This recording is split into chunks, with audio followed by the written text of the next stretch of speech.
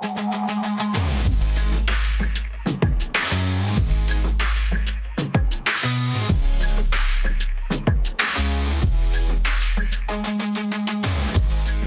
buenas tardes, ¿cómo andan? Bienvenidos a un nuevo Hoja en Blanco.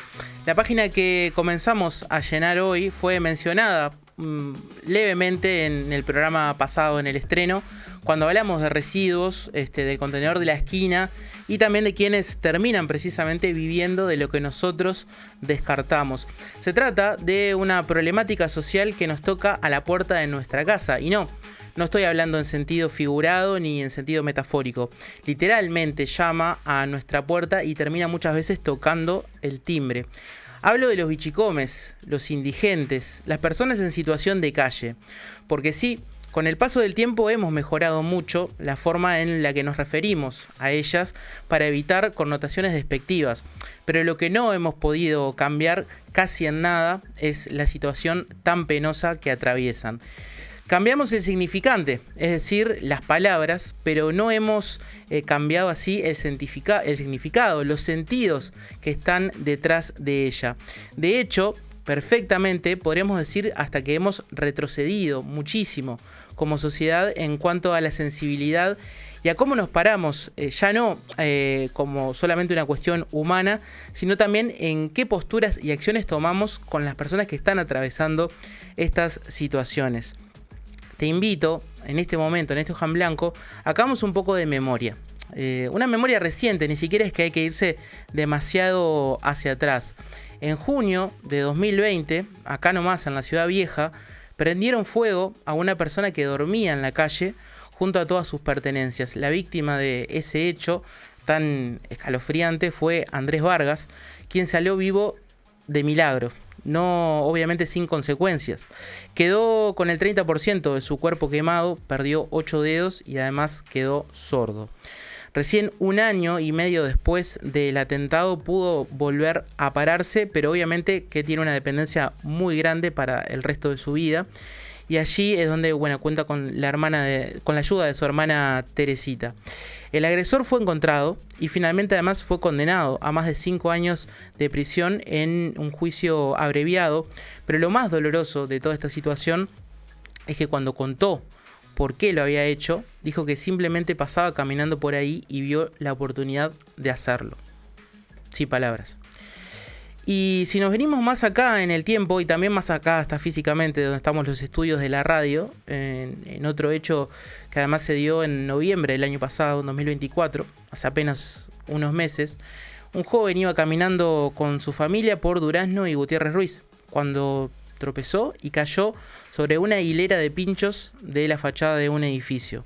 Facundo estuvo casi 1 mes hospitalizado en CTI por las graves heridas cerebrales que sufrió hasta que finalmente falleció. Esas dagas metálicas que se llevaron la vida de un muchacho de apenas 30 años no estaban ahí por casualidad.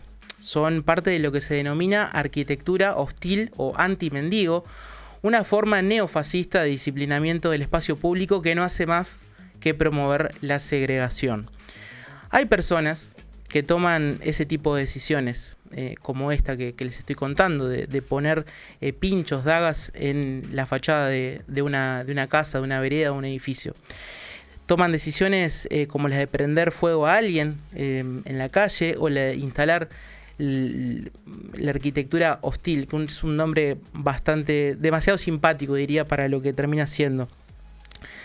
Y esta arquitectura es capaz incluso de lastimar a cualquiera, como vimos en el caso de lo que ocurrió con Facundo. Hago énfasis en lo de a cualquiera, porque estos hechos claramente se cimentan sobre la exclusión, la construcción de un ellos contra nosotros. Una visión tan míope de nuestra realidad que en su sed de violencia arremete contra lo más básico del sentido común y coloca armas contra ese supuesto ellos por donde caminamos los supuestos nosotros. Parecen ya haberse pasados todos los límites. Si miramos incluso a la Argentina, ahí les propongo cruzar el charco, pero seguimos estando bastante cerca, tenemos el caso, por ejemplo, de hasta hace 2 semanas, nada más, con lo que decía Ramiro Marra. ¿Se acuerdan de Ramiro Marra? ese pseudo pensador libertario de tan baja calaña intelectual que ya ni siquiera forma parte de la libertad avanza, lo que es mucho decir, se imaginarán. El que hace unos años se hizo viral recomendando ahorrar en latas de atún. Bueno, ese candidato, fondo de olla absoluto de la política argentina, sacó menos del 3% de los votos. Afortunadamente no llegó a conseguir una banca en la legislatura porteña, pero igual estamos hablando de casi un 2,6%. Nada despreciable en cuanto a número de personas que lo votaron. Y basó su campaña en eliminar lo que él llama los fisuras y también a los trapitos, como le decimos acá, cuidacoches. Sin ningún prurito fue su eslogan principal de campaña. Los límites de lo humanamente aceptable parecen haberse ido corriendo cada vez más. Y las soluciones también parecen quedar cada vez más lejos en un horizonte que se nos escapa. Sobre todo porque nunca terminamos de hacernos cargo de que estas condiciones de la exclusión las generamos nosotros, el mismo nosotros, del que algunos quieren sacar pecho para ponerse en el lugar de agresores, pero nunca en el de asumir las grietas del sistema social y las ciudades insostenibles que habitamos, porque este es fundamentalmente un fenómeno de las ciudades. Claro, el problema nunca va a estar ni cerca de resolverse si, lejos de tender la mano a quien está pasando mal, elegimos la mezquindad de pensar que no son de la misma especie que nosotros, los miramos como unos extraños, haciendo de cuenta que podemos pasar al lado de personas de forma completamente indiferentes, como si fueran invisibles. Hoja en Blanco, periodismo local, con Diego Varela Calzada.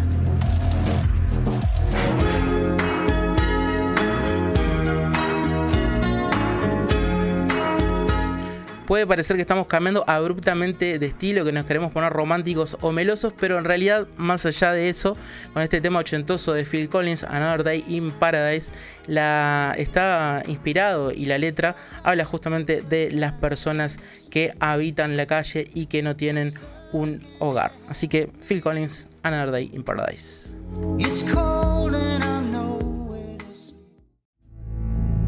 Hoja en Blanco, periodismo local.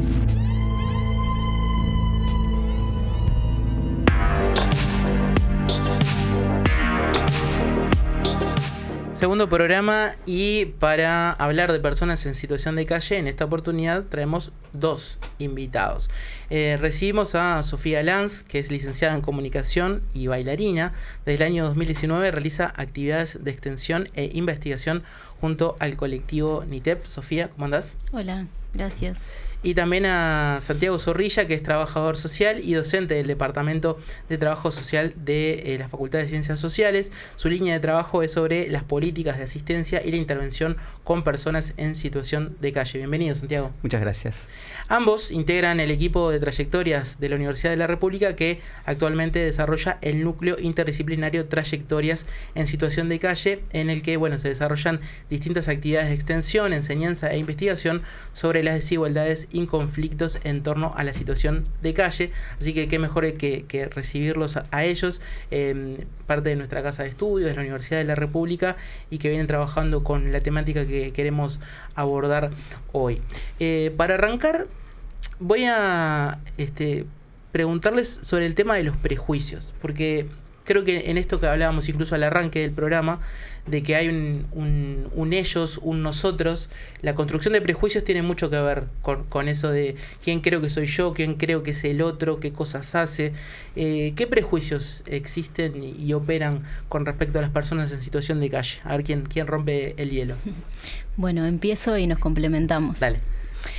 Creo que estamos como acostumbradas como sociedad de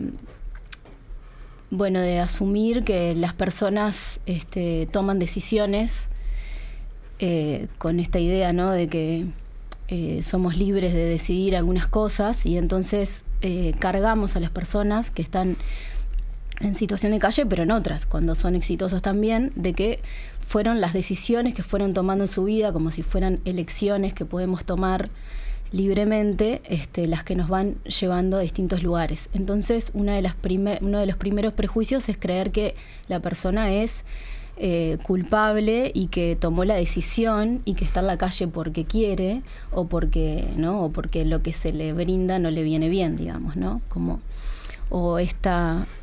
Esa es, por ejemplo, una, pero también después hay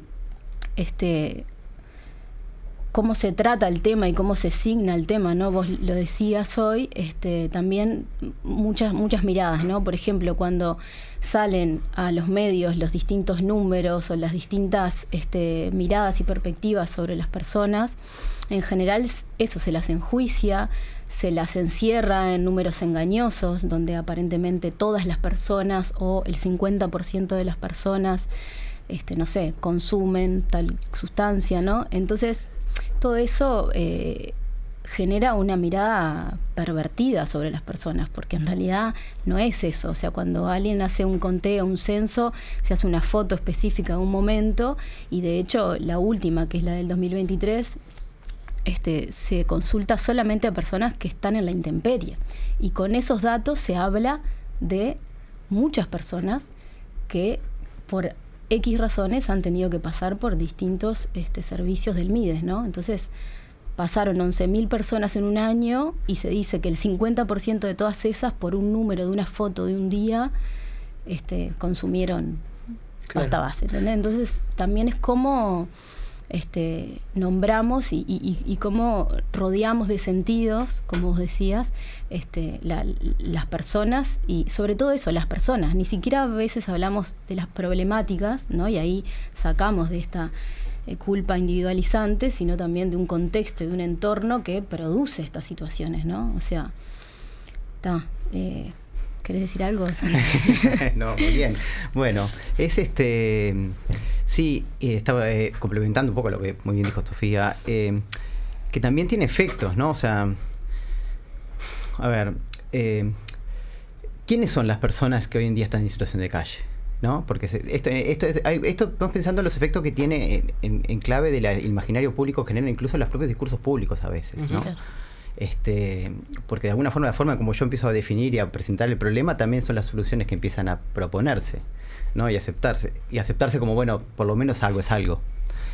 Entonces, en esto que traía Sofía, o sea, tenemos que 11.000 personas pasaron por todos los servicios, por lo menos una noche en alguna de las ofertas que tiene el MIDES para personas que sin hogar, que ahí también hay una trampa, porque terminan definiendo qué es sin hogar y qué es en situación de calle. Situación de calle son solo los que están en los refugios y los que están en la intemperie. Eso más o menos de un número de 3.000 personas, pero si uno tomara los refugios y el resto de las alternativas que hay, son 5.000 personas que están pasando la noche en las alternativas que tiene el MIDES. Y los relevamientos que se han hecho, cuando encuestan, después dicen, no, que 1 de cada 7, son solo los que están en la intemperie. O sea, son a 1.000, yo traje acá anotado para mostrar una cosa, son a 1.375 personas. De esas, solo el 60% respondió el formulario. Son 825 personas. Entonces, 1 de cada 7 de las 825 personas consume pasta base. Del resto no sabemos. Claro, ahí da cuenta de que no es ese prejuicio que está completamente construido acerca de la cantidad de consumo en la calle, no es tan real. Así, no es real. Claro. Salida de la cárcel, salud mental, o sea, si bien los problemas como de salud mental están relacionados, los problemas, la cárcel es claramente una fábrica de personas en situación de calle, ¿no? Por decirlo de una manera, ¿no? Medio terrible, pero la gente sale de la cárcel y no, el Estado, o sea, no tiene herramientas para poder contener lo que se viene y la gente termina en situación de calle. Por múltiples razones, ¿no? Claro. Y así como otros factores, pero no necesariamente son a veces las cifras un poco a veces apocalípticas que terminan. Y hay que tener mucho ojo en esto porque lo que termina es responsabilizando a la persona. Sí. Son las malas decisiones de la persona, son los problemas patológicos de la persona, X, físico, de salud mental o lo que sea, y nos corremos de una responsabilidad que tenemos como sociedad, que cada vez producimos más personas que están en situación de calle. Y además es un fenómeno que imagino que también debe tener sus dificultades a la hora de poder mensurarlo por la movilidad de las personas en la calle, que no todas las personas por ahí están siempre en el mismo lugar todos los días. También debe tener ciertas dificultades en ese sentido. Claro, lo que se hace es un conteo una noche. Esto es, digo, a ver, decir, se viene haciendo sistemáticamente de la misma forma, en esto hay seriedad en el país, o sea, no, pero sí tiene sus dificultades y sus limitantes. Claro. ¿Por qué? Porque lo que se hace es, lo que se llama conteo, que dan estas cifras que se presentan después, son una noche al año, una noche de invierno, incluso en la que menos gente hay en situación de calle, porque en verano hay más gente durmiendo en la calle. Una noche al año en invierno, la última fue el 1 de agosto. Sí, 1 de agosto, en donde se seleccionan zonas, 90, 100, no sé, zonas, donde ya se ha identificado previamente por denuncias o por una historia, vínculo del MIDES, el Ministerio del Interior, que sabe que por ahí circulan. Y por esa zona pasan personas que relevan, o hay módulos donde se contea la gente que se identifica ahí. Ese es el número que se tiene. Bien, yo tengo la percepción, a ver cómo es la de ustedes, de que este fenómeno de la situación de calle no solo que se ha incrementado terriblemente a partir de la pandemia, que muchas personas pasaron a estar en situación de calle desde el 2020 hacia acá, pero además de que es un fenómeno que como sociedad muchas veces solamente se encara o se empieza a visibilizar cuando nos afecta las cuestiones del espacio público, de la convivencia, que hasta que no se pasa como ese límite, podríamos como seguir un montón con eso como si nada, y nadie le hablaría del tema, nadie se preocuparía. En los medios hay una gran presencia del tema de las personas en situación de calle vinculadas al uso del espacio público, por ejemplo. Sí, porque se vuelve un problema de convivencia, es que a la gente le importa, porque si no está, no sé, por ejemplo, vivimos y convivimos cada día y cada noche y cada momento de nuestra existencia sabiendo que hay miles de personas privadas de su libertad, miles de personas encerradas porque eso, tienen un padecimiento de salud mental, y como sociedad lo que hacemos es encerrarlas, ¿no? Y a nadie le quita el sueño eso. Pero cuando vos tenés el problema en la puerta de tu casa, como vos decías, se vuelve un problema que habrá cómo lo vive cada quien. Capaz que algunas personas lo viven más humanamente, que igual habría que ver qué sería humanamente, porque somos esta humanidad y esta humanidad es la que produce esto. Pero claro, obviamente nadie quiere que una persona esté en su puerta de su casa. El tema es que cómo te parás frente a esa situación. Sí, a mí también me gustaría que todas las personas tuvieran una casa, pero hay gente que le decís, bueno, la encierro no sé dónde y ya le sirve. Entonces eso también tiene que ver con los prejuicios y con las soluciones que después se dan, ¿no? Porque eso, la gente le molesta que, bueno, que las personas hagan sus necesidades básicas en la esquina, ¿no? Uh-huh. Pero a nadie se le ocurre exigirle al Estado que tengamos baños públicos decentes, no un cubículo de plástico en una esquina, cada media cuadra, no sé, donde puedas asearte y donde esté bueno y no ya sea un lugar de estigma. Ahí van a mear los que no tienen donde mear. No, que estén acondicionados de una manera digna, respetuosa, y para que todos lo podamos usar. Y ahí ya cambiás, ya no estás marcándole al otro a dónde va y vos sos el que, no sé, como todo eso también tiene que ver con cómo miramos el problema, ¿no? Uh-huh. Supongo que ustedes que trabajan desde hace ya mucho tiempo, no solo sobre la temática, sino además, y esto me parece particularmente interesante, sobre la colectivización y la organización de las personas en torno a una situación tan vulnerable, debe tener sus complejidades, porque además no es como, supongo yo, trabajar, por ejemplo, con un sindicato de personas que no sé, alfareros.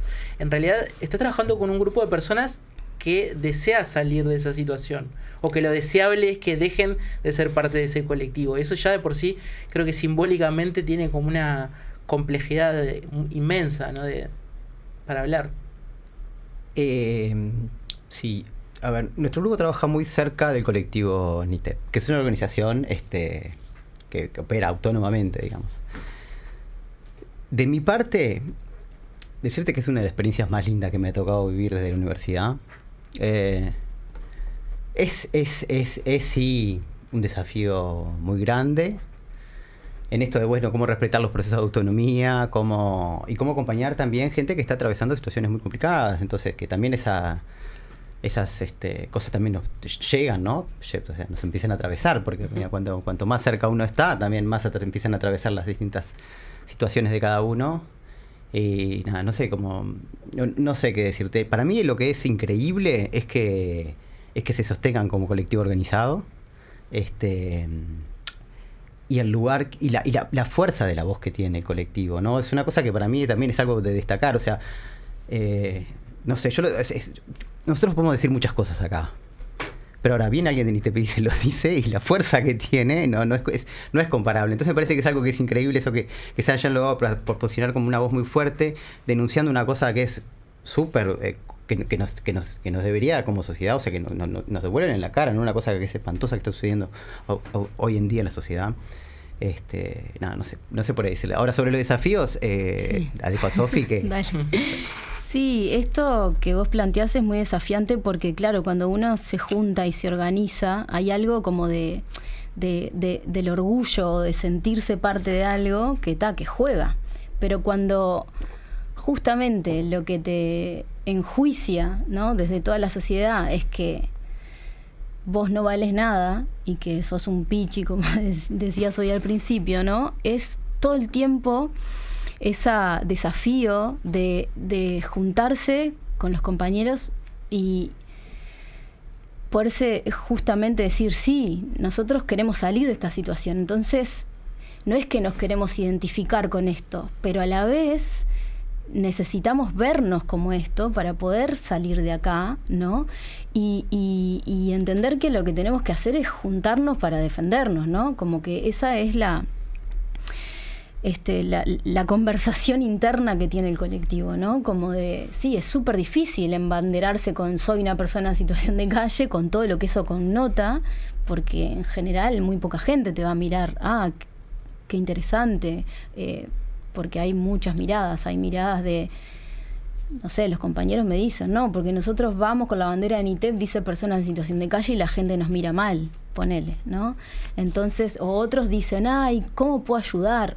¿No? Como que hay muchas maneras de cómo se interpreta esto. Entonces, es desafiante, pero es mantener el sentido constante de que es mucho más fuerte la voz cuando es colectiva, es mucho más fuerte la voz cuando se está luchando por derechos que fueron expropiados, o sea, y hay todo el tiempo un revisar conjunto y historizar entre ellos mismos, porque las propias personas cuando llegan, antes de llegar al colectivo, sienten todo esto mismo que decíamos que la sociedad enjuicia, se sienten culpables, sienten que ellos son los que tomaron malas decisiones, que sienten que hicieron las cosas mal, hasta que te encontrás con el colectivo y el colectivo te devuelve una politización del asunto y te dice, no es que vos fracasaste, es que esta sociedad produce marginación y que el capitalismo está éxitos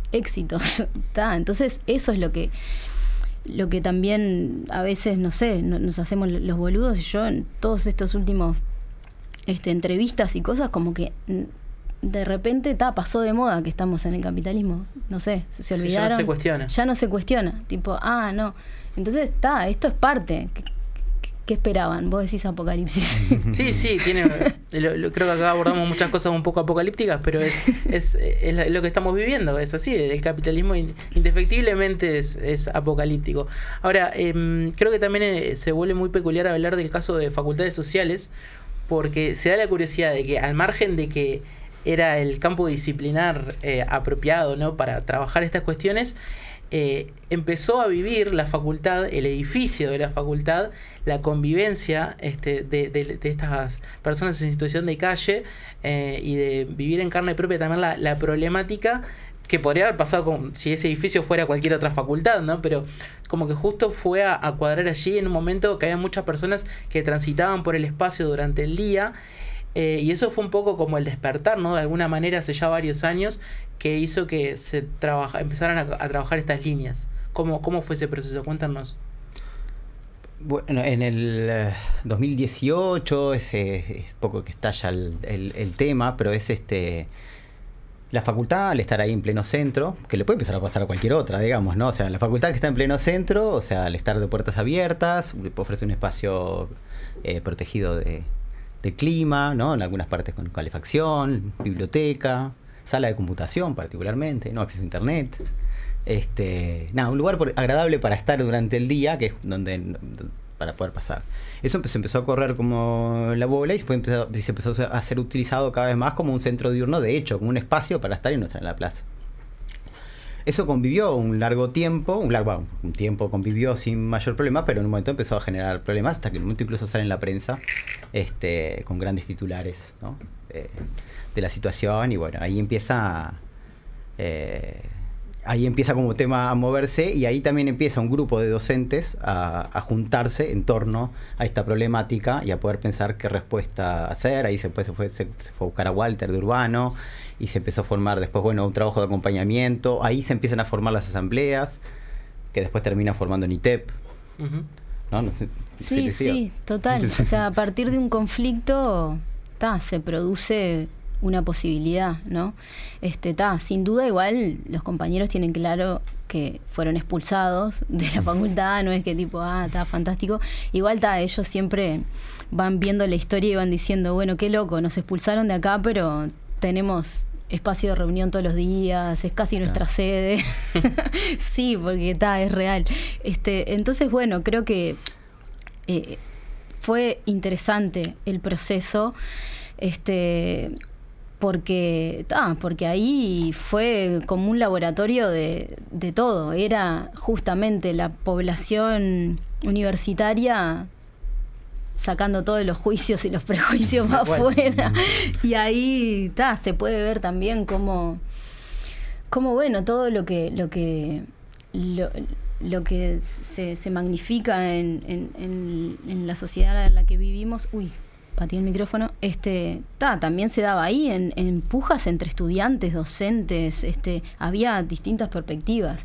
Y bueno, creo que dentro de todo se generó una potencia que hasta el día de hoy continúa, que tiene fuerza, y que ha cambiado un poco la historia, por lo menos para los compañeros que han pasado por NITEP, seguro. Uh-huh. Ustedes un poco vienen caracterizando este proceso de exclusión que sufren las personas en situación de calle, pero me gustaría preguntarles específicamente por el rol que juegan las familias, porque creo que uno cuando ve a las personas en situación de calle, normalmente les tiende a asociar que son personas que están solas. A veces uno ve como un núcleo familiar, pero no es lo más habitual.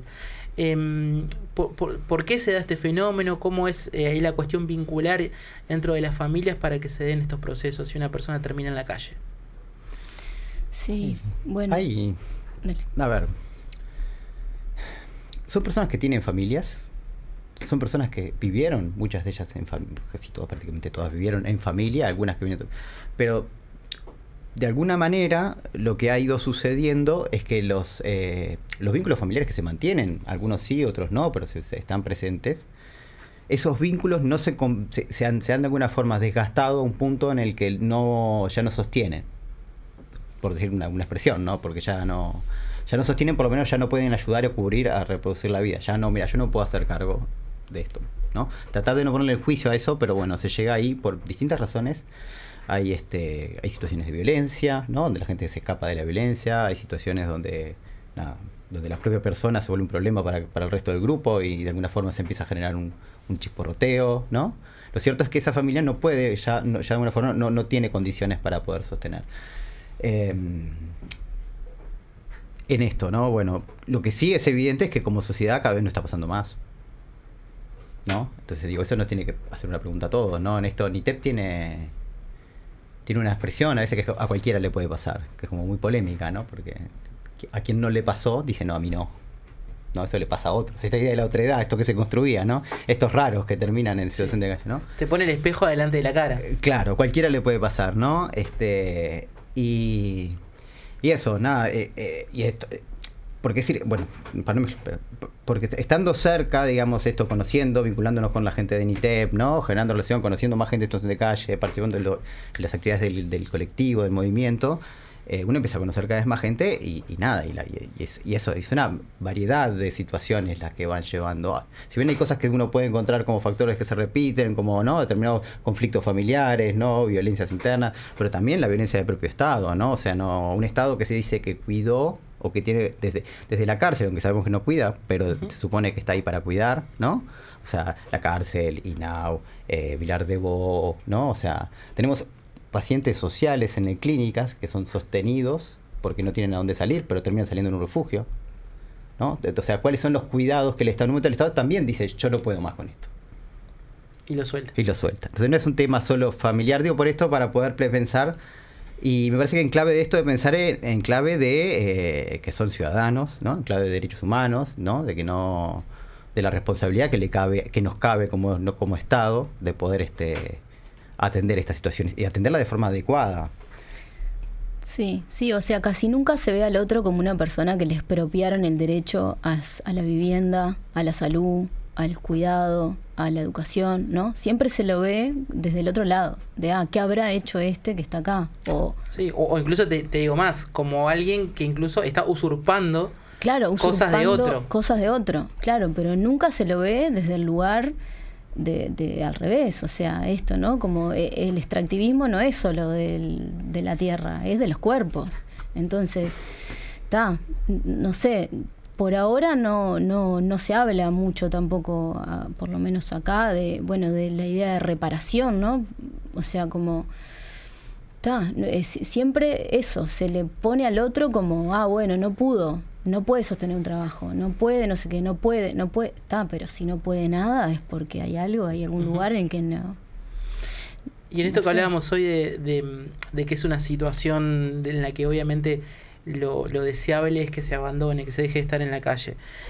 ¿Cuáles han observado que son las consecuencias de estar en situación de calle durante un tiempo prolongado? ¿Qué procesos se agravan en la persona que muchas veces se vuelven irreversibles?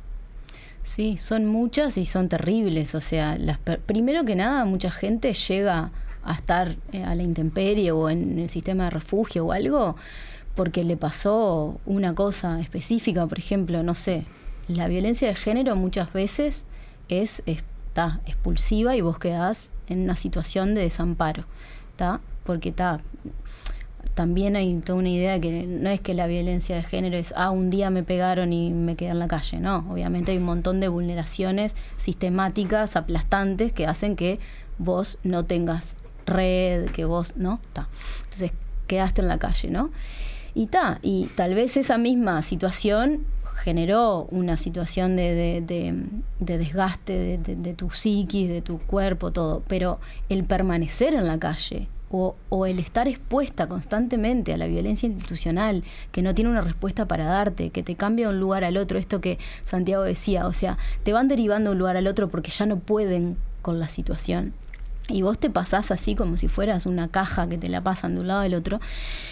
Y todo eso es un acumulado de violencia y de maltrato que lo que hace es deteriorar la mente de las personas, el cuerpo de las personas, la vida de las personas. Entonces, muchas veces vos llegás a la situación de calle de una forma que todo podría ser reparable y a los 3 años tenés, no sé, neumonía crónica, no sé qué, no dormiste no sé cuántas veces en la noche, tenés miedo, te volviste paranoica porque crees que todo el mundo te va a pegar, no sé, ¿entendés? Como... Bueno, está esto que se empezó como a tomar más noción de un tiempo a esta parte de por qué es que se dan ese ciclo de los horarios vitales tan cambiados con respecto a las personas que tienen un techo, ¿no? Claro. Por eso esto de dormir de día. Dormís de día porque cuando está la luz calentito, no, y está la protección de que hay más gente circulando. Que te está mirando, claro. Exacto, y durante la noche es cuando tenés que estar en guardia y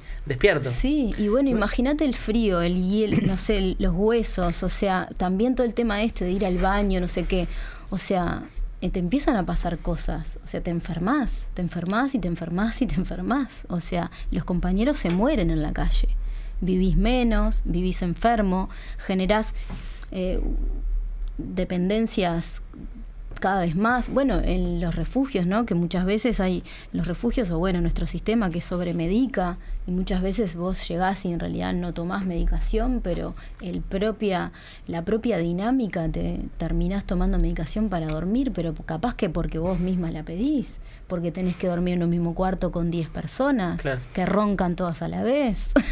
O sea, digo, que cosas básicas que parecen boludas. Bueno, la salud mental, pero ¿no? Ni que hablar. No lo son, o sea, de verdad vos que estás ahí escuchando del otro lado, ¿te imaginás durmiendo con 9 personas más en cuchetas y ponele tenés 45 años? No sé, ¿entendés? Es como que ni siquiera nos imaginamos lo que pasa, cómo es. Esto de que hablábamos hoy también de la respuesta del Estado, ¿no? Que es una cuestión súper relevante acá. Ha ido fluctuando un poco la respuesta con el paso del tiempo, de la capacidad de los refugios, pero lo que no parece haber cambiado radicalmente es como la estrategia, ¿no? La estrategia siempre parece estar en torno a lo mismo, pongo refugios para la noche. Durante el gobierno pasado se aplicó esta medida de ir a buscar a las personas de forma compulsiva en algunas situaciones, pero se limita a eso, casi como incluso que de día, bueno, problema tuyo, te lo resolves. Está muy bien lo que estás planteando, porque es un tema que hay que ponerse a conversar de esto rápidamente, porque la pregunta es ¿qué pasa después? ¿No? O sea, porque si no caemos en la trampa de pensar que es un problema de cupos, ¿no? Que aparecen las autoridades. Pongas el principio de invierno que pongas, busca noticias y vas a ver una autoridad del MIS diciendo tenemos 40 cupos más, tenemos 50 cupos más, hoy abrimos 100 cupos especiales esta noche que viene el frío, ¿no? Y está bien, esas autoridades, o sea, está bien, digo, esas autoridades tienen que hoy tratar de que no, porque de hecho yo supongo que también tienen un cuidado de que nadie se muera en la calle una noche de frío gélido. Y tienen una emergencia, una demanda de una emergencia que responder urgente. Y esa parte está bien. Ahora el tema es, tenemos una situación desencadenada que viene creciendo, entonces podemos decir, hay entradas a esta situación, ¿no? Sabemos parte de la responsabilidad del Estado, de la familia. Pero, o sea, si no empezamos a atender cuáles son los factores que están llevando a generar a que haya personas, cada vez más personas en situación de calle, o utilizando los refugios, porque incluso esto es más radicalizado, esta gente que está más en una situación más extrema en la calle, ¿no? Más deteriorada y eso, son una minoría. El problema es enorme, ¿no? Perdemos la dimensión sí, al mirar el que está deteriorado. Cojo, que ese que está deteriorado, claro que, o sea, ¿qué hago con esta persona deteriorada en múltiples facetas de su vida? O sea, yo claramente no entiendo, o sea, creo que somos todos personas que podemos volver a ser normales, o sea, no normales entre comillas, pero quiero decir, eso va a implicar un trabajo, sí, un acompañamiento, un estar, un ofrecer, un acompañar, ¿no? De múltiples formas, que no es lo mismo que todos aquellos que la mujer que acaba de poder escapar, por decir una forma, de una situación de violencia que viene acumulando hace muchos años y que está sola, porque, como decía Sofía, por ejemplo, la violencia te corta los vínculos de afuera. Entonces, esa situación no tiene nada que ver con estas otras. De esas otras, hay un montón, de hecho son la amplia mayoría. Que 11.000 personas hayan pasado al menos una noche en uno de estos servicios, que no son todos refugios nocturnos. Hay viviendas con apoyo, hay viviendas colectivas, hay se pagan pensiones, se subsidian alquileres, no sé, hay una variedad de... No, hay casas para mujeres con niños, hay casas para más varones con niños, no sé, hay una multiplicidad de opciones. Los refugios son 1.300 los cupos. Claro. ¿No? Entonces, y de esos 1.000 los que más o menos se quedan contados durmiendo en la intemperie, de forma más radical. ¿Y qué experiencias hay positivas de otros países que se podrían llegar a aplicar acá en Uruguay? Que digamos, mira, este es un fenómeno que podemos decir que es prácticamente universal. Creo que en casi todos los países del mundo está presente. Puede haber alguna mínima excepción de un país con un nivel de vida muy alto y pequeño. Pero la gran mayoría está. ¿Podemos traspolar alguna experiencia que haya sido exitosa de abordaje de la situación? Sí, hay, claro, países con otras características que no son las nuestras, pero hay y se ha intentado copiar alguna cosa. Por ejemplo, se ha escuchado ya bastante esto del Housing First, casa primero, que que muy a contraidea de lo que te podrías imaginar, pensarías que sería como la manera que hay acá, que es, bueno, la gente más o menos la conoces, la que está menos deteriorada le das un lugar mejor, otra vez, que no sea el refugio y así. No, esta experiencia fue al revés, fue decir, bueno, vamos al que está tirado ahí en la calle, que lo vemos sistemáticamente hace años ahí mismo y que vive ahí, que se instaló ahí, que la verdad está ahí y puede y sobrevive ahí. Y a esas personas les ofrecieron la posibilidad de tener una casa, pero una casa, no los compañeros dicen que el refugio es un castigo y que el refugio es como una extensión de estar privado de libertad, ¿no? Entonces, también es eso, pretendemos dar unas cosas que son peores que, ¿no? Que por lo menos acá me da el sol cuando quiero, no sé. Ay, sí, Santiago capaz que tiene alguna más que se acuerde. La experiencia que está como más en nombre es la del Housing First, ¿no? En esto, pero es esto, ¿no? Que implica... Acá se han intentado situaciones en este sentido, ¿no? Claramente distanciándose del refugio, ¿no? Pero nunca termina siendo, una experiencia que de alguna forma termine garantizando la autonomía de las personas. Que también implica una autonomía con un acompañamiento, ¿no? Obviamente no es esto, te doy una casa y me olvido del problema, ¿no? Claro. Sí. Pero también quería decir en esto de pensar en esto de la alternativa Housing Fair u otras, que el modelo de refugios, si bien brinda una solución, genera otro montón de problemas, ¿no? Hoy creo que ya esto un poco Sofía lo estaba trayendo, y ya está identificado esto. Sí, después empieza a pasar esto de nadie quiere tener el refugio cerca. También. ¿no? Pero ¿quién quiere trabajar en un refugio? Imagínate trabajar en un refugio. ¿No? Sí. No, y todo esto... O sea, no es solo el que viva el refugio. El que trabaja ahí, ¿puedes pensar que está contento con lo que le toca hacer? O sea, que mira, bueno, ahora los empastillamos a todos para que se duerman, qué lindo, vamos a la mañana. Sí. ¿No? O sea, hay un modelo ahí que carga una violencia que después tiene un montón de problemas que también hay que lidiar con ellos. Entonces, creo que es momento de empezar a ser creativos en buscar formas que no nos generen tantos otros problemas, digamos. Sí, hay ejemplos. Hoy Fío nos decía, como Fiorella, que es como la que estudia las trayectorias habitacionales y literatura de la región. Ella nos decía, ¿no? En Escocia, en Estados Unidos, en Finlandia, pero en España, yo qué sé, y en Brasil, Argentina, se han probado cosas. Lo que pasa que son todas cosas con esta perspectiva que veníamos hablando, como de con esta idea de que el problema es la nocturnidad. ¿Qué hacemos con la gente esta que duerma abajo de un techo porque así no se nos muere en la calle y fin? O sea, no se está atacando el problema como estructural, como esto, ¿no? Como esta sistematización de violencias y recorridos de violencia y de continuos de violencia, justamente, claro. ¿No? Entonces no podés salir de ahí si no lo ves así, y si no vas también a desde donde van a surgir nuevas personas que van a estar en esta situación.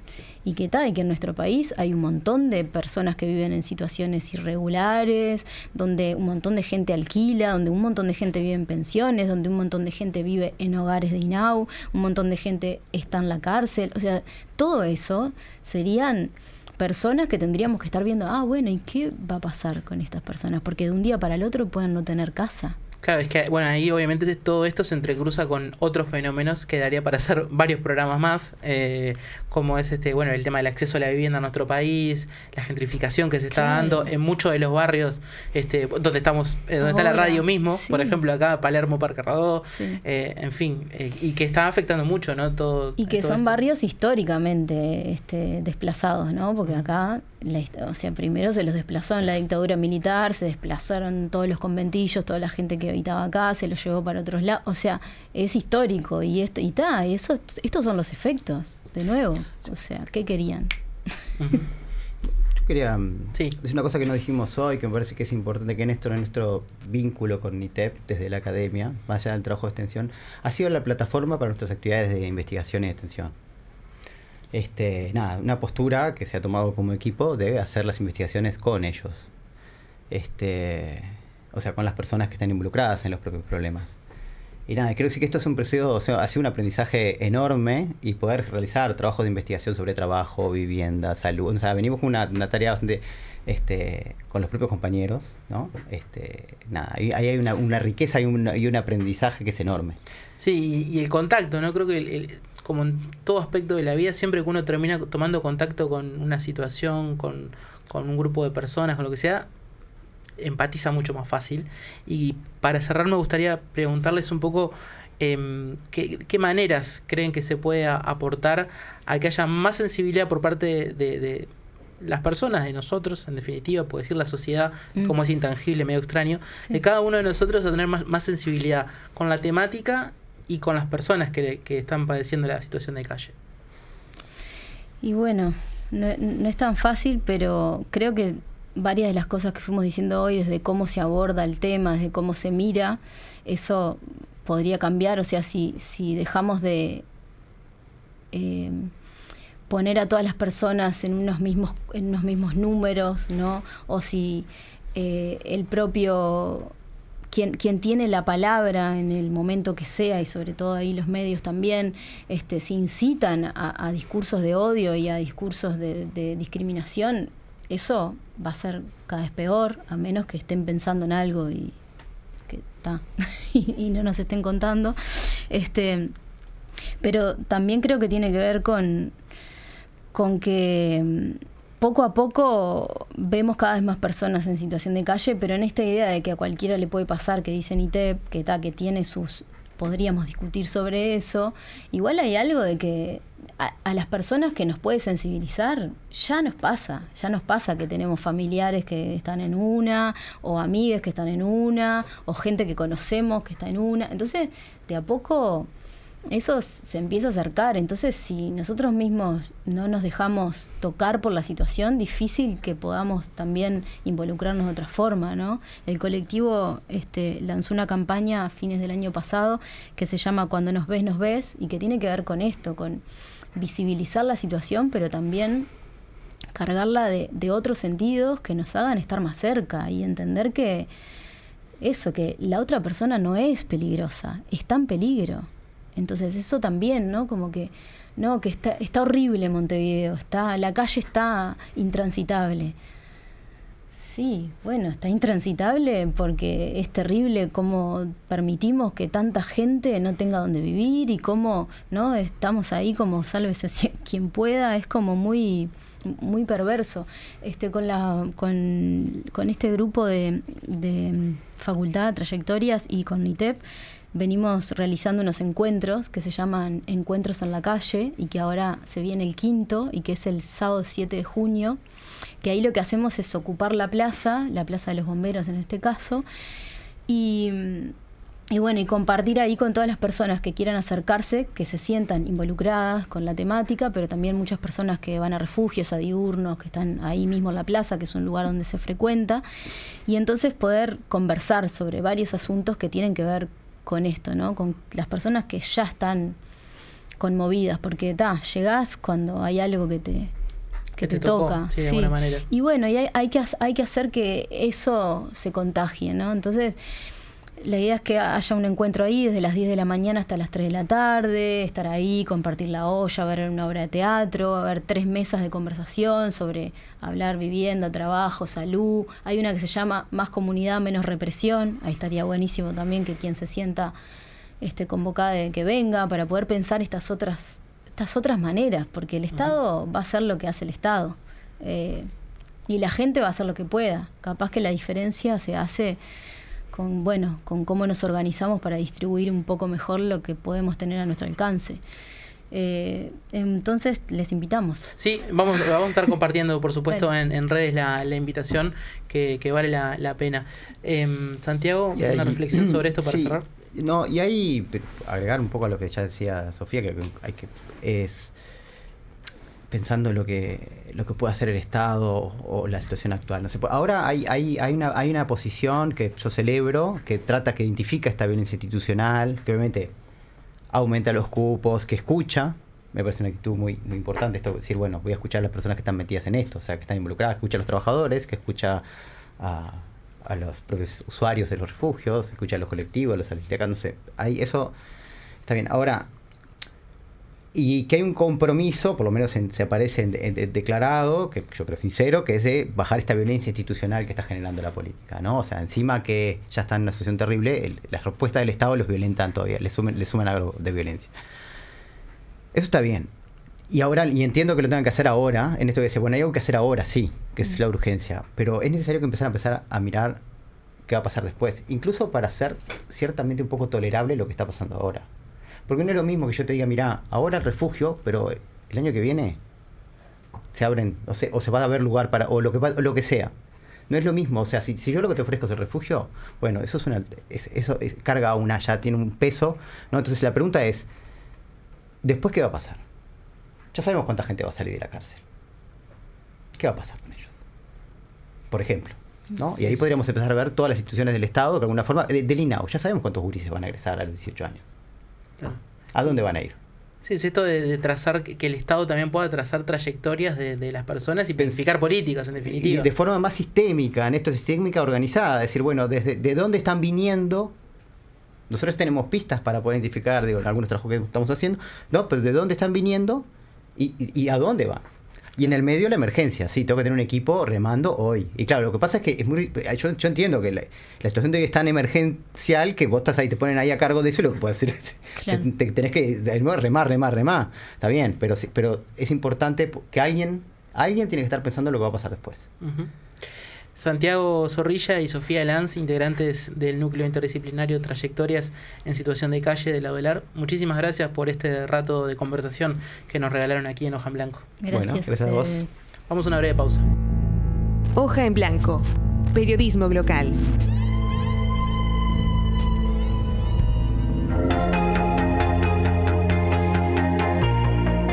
Bien cortito este tercer y último bloque de Hoja en Blanco, con el habitual Enlace a la Mediateca.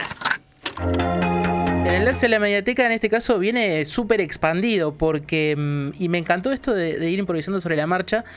Nos acercaron acá Santiago y Sofía, Cuando nos ves, una publicación que vienen a hacer desde el colectivo NITEP, que además incluye un código QR, que no se los voy a poner en cámara porque es más fácil que busquen el canal de YouTube de NITEP, donde hay varias de las producciones audiovisuales que vienen realizando de un tiempo a esta parte. Así que ese, que no lo teníamos planificado, es el primer enlace a la Mediateca. El segundo es, en este caso, a una biblioteca, de los enlaces más tradicionales que podemos encontrar y de que tanto hemos hablado en esta semana, además, con el tema biblioteca.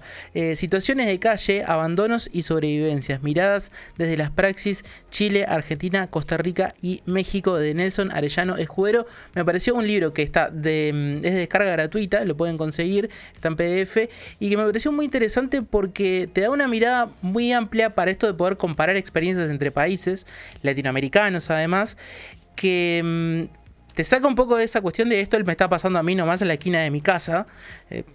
Permite empatizar mucho más con esto de por qué se está ocurriendo la situación, y además creo que tiene un abordaje muy relevante sobre cómo las personas en situación de calle tienen la posibilidad de desarrollarse en otros ámbitos culturales, de vínculos, de estudio, en fin, que para no concebirlas solamente como eso, como personas en situación de calle. Así que les dejo ese libro recomendado, Situaciones de Calle, Abandonos y Sobrevivencias, Chile, Argentina, Costa Rica y México. Se recogen las experiencias de estos 4 países del autor Nelson Arellano Escudero. Y tenía otro link a la Mediateca más por acá que había traído, que era, sí, ya me acuerdo, la Deutsche Welle. La Deutsche Welle es una gran fuente para el abordaje de algunas cuestiones, y me pareció muy relevante por lo casi distópico que parece el planteo.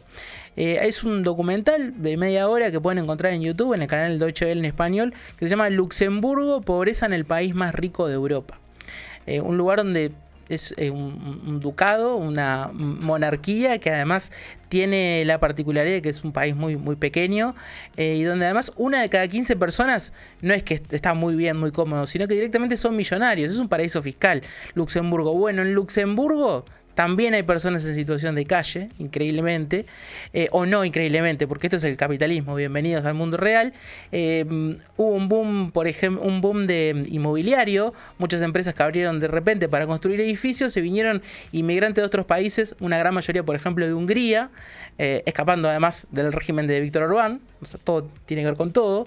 Y de repente esa burbuja se pinchó, se dejó de construir y quedaron en situación de calle sin laburo y sin que nadie les dé respuesta. Así que, como para ver, hablamos un poco de lo que nos pasa en el sur global, con Uruguay y con otras recomendaciones de otros países, pero que también hasta en el lugar más insólito vemos cómo estamos haciendo las cosas muy mal como humanidad, para que vean el caso de Luxemburgo. ¿Tenían el dato de Luxemburgo como país con gente en situación de calle? No particularmente de Luxemburgo, pero sí puedo decir que, a diferencia de los países europeos donde está muy relacionado con la inmigración, en Uruguay por ahora nuestras personas en situación de calle son uruguayas. Claro. ¿No? A pesar de también otro prejuicio que hablábamos de la inmigración venezolana. Por ahora estarían, hay algunos, pero la mayoría encuentran lugares, no digo que sean buenos ni no, son precarios y todo, pero encuentran lugares que no son la calle. Claro. Y en Europa al revés, la mayoría son migrantes. Claro. Sí, tal vez lo que se está dando acá es que la población que viene que ya como con un plan, ¿no? Por lo menos para el inmediato, en muchos casos. Accede fácilmente a la documentación, claro. Que en Europa no es tan fácil. Entonces eso te permite acceder también formalmente a otros accesos a trabajar, ya sea en cualquier, no sé. Hay otras ventajas y capaz que no necesariamente están allá, y se da esa diferencia. Tendremos que hablar también, por supuesto, de eso, porque acá en Hoja en Blanco trataremos de ir recorriendo no solo lo de nuestro país, sino de otras partes del mundo. Están hechas las recomendaciones, gracias por habernos acompañado. Volveremos dentro de 15 días. Recuerden que la semana que viene, jueves, se repite este programa. No estamos en vivo, pero lo vuelven a escuchar. Y por supuesto en el canal de YouTube de Uniradio Udelar queda disponible para que lo escuchen y lo vean cuando quieran. Dentro de 15 días volvemos a llenar una nueva hoja en blanco. Chau.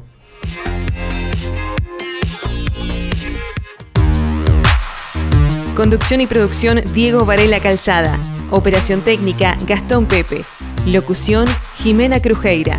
Streaming y apoyo en redes, equipo de Uniradio y practicantes preprofesionales. Hoja en Blanco. Periodismo local.